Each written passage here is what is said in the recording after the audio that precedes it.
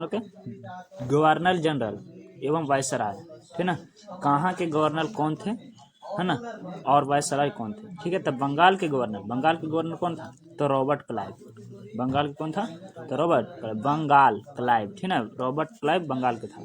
तो बंगाल के अंतिम गवर्नर कौन रहा, तो वारेन हेस्टिंग्स, ठीक ना।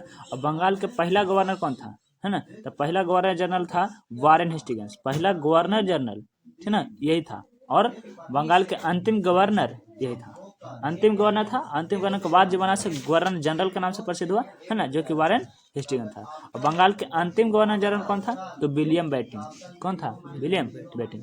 और भारत का पहला गवर्नर जनरल कौन था, तो विलियम बेटिंग, पहला गवर्नर जनरल और अंतिम गवर्नर जनरल, ठीक ना। बंगाल के अंतिम वाला और भारत के पहला वाला, पूरा भारत के लिए अगर पहला बना तो वही बना, कौन बना, विलियम बेटिंग, ठीक है। और इसके बाद कहता है कि भारत के अंतिम गवर्नर जनरल कौन था, भारत के ना, तो भारत के अंतिम वाला था लॉर्ड कैनिंग था। कौन था, और पहला वायसराय कौन था, तो वायसराय लॉर्ड कैनिंग था। वायसराय कौन था, वायसराय लॉर्ड कैनिंग। और अंतिम वाला कौन था, तो माउंटेन बेटन था, माउंट बेटन। और स्वतंत्र भारत के पहला और अंतिम गवर्नर कौन बना, तो माउंट बेटन अंतिम था, यह पहला और अंतिम ही बना कोची, वायसराय गवर्नर जनरल, है ना।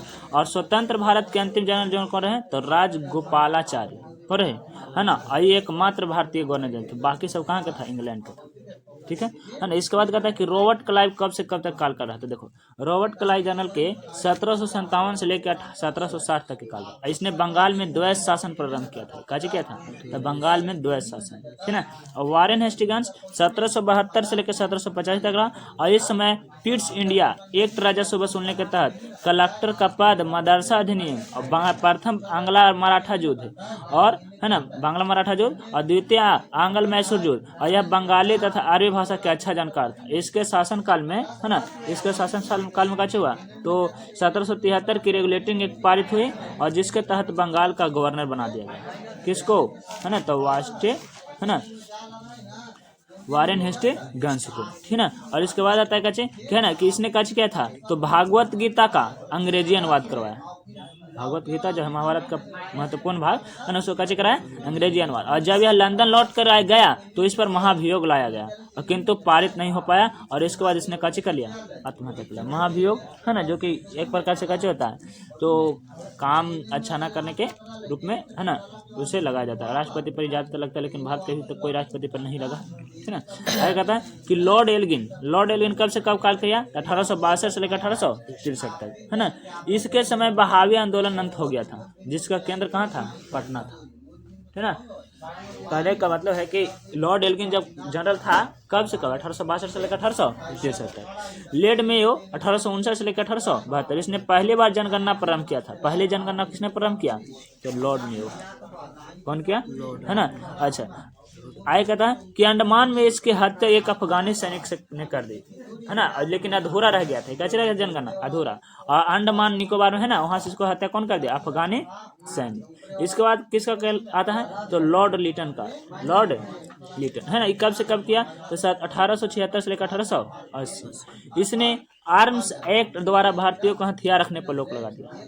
लॉर्ड लिटन जो किया था, तो कची रोक लगा दिया हथियार रखने पर। इसने सिविल सेवा की आयु 21 साल से घटा कर 19 साल कर दिया, जेकरा में बहुत तरह के कचे हुआ समस्या हुआ था।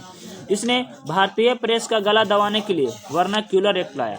भारत प्रेस को दबाने के लिए, है ना, नहीं विकास कर पाए के लिए कौन सा एक्ट लाया था, वर्नाक्यूलर, जिसके तहत भारतीय भाषाओं में अखबार छापने के पर पहले अंग्रेज को दिखाना होता था कि क्या क्या छपाया है ना, दिखाओ हमको, हम लोग के विरोध के बारे में, ना, अंग्रेज पर उस अखबार की संपत्ति जब्त कर लेते थे। और उसमें अगर कुछ होता था, है ना, उसको फायदा लगे तो कैसे कर लेता था, जब्त कर लेता, जिसे पता चले कि यहाँ चोरी हुआ है ना, इतना सामान पकड़ा गया है, तो सब जब्त कर लेता था के अंग्रेज, ठीक है। और एक बार लॉर्ड रिपन के काल आता है 1880 से 1884। इसने लिटन की गलतियों को सुधारने का प्रयास किया, लॉर्ड लिटन की गलती को सुधारा, और आर्म्स एंड वर्नाक्यूलर एक्ट को समाप्त कर दिया, है ना। और सिविल सर्विस के 19 बार साल किया था ना, 19 साल परीक्षा, उसको कैसे कर दिया, 21 साल। और इस समय 1881 में सबसे पहले पूरी जनगणना पूरा हुई, है ना। और शिक्षा के लिए हंटर आयोग का गठन किया, ये शिक्षा के लिए कची क्या, हंटर आयोग। और इस समय एल्बर्ट बिल पारित हुआ जिसके तहत भारतीय जज अंग्रेजों को सजा सुना सकते थे। यह घड़ी कची हुआ, भारतीय के जज भी अंग्रेज को कची कर सकते थे, सजा सुना सकते थे, जिस कारण अंग्रेजों ने इसका विरोध भी किया और इसे श्वेत विद्रोह कहा जाता है, इसे कची कहता है। इस बिल से वापस ले लिया गया। फ्लोरेंस नाइटिंगेल ने रिपन को भारत का उद्धारक के संज्ञा दी। और फ्लोरेंस नाइटिंगेल कची इटली के नर्स थी, फ्लोरेंस नाइटिंगेल जो कची थी इटली के नर्स थी ना। और इन्हें लेडी विथ द लैंप भी कहा जाता है, किनको, तो फ्लोरेंस नाइटिंगेल के, ठीक ना। और यह क्रीमिया के युद्ध में घायल सैनिकों की सेवा कर रही थी, ये कची करती थी, क्रीमिया के युद्ध में घायल सैनिकों के सेवा। मदर टेरेसा भी है ना इन्हीं के तरह कची थी, तो लोगों को सेवा करने में तत्पर रहती थी। ठीक है, ठीक है फिर।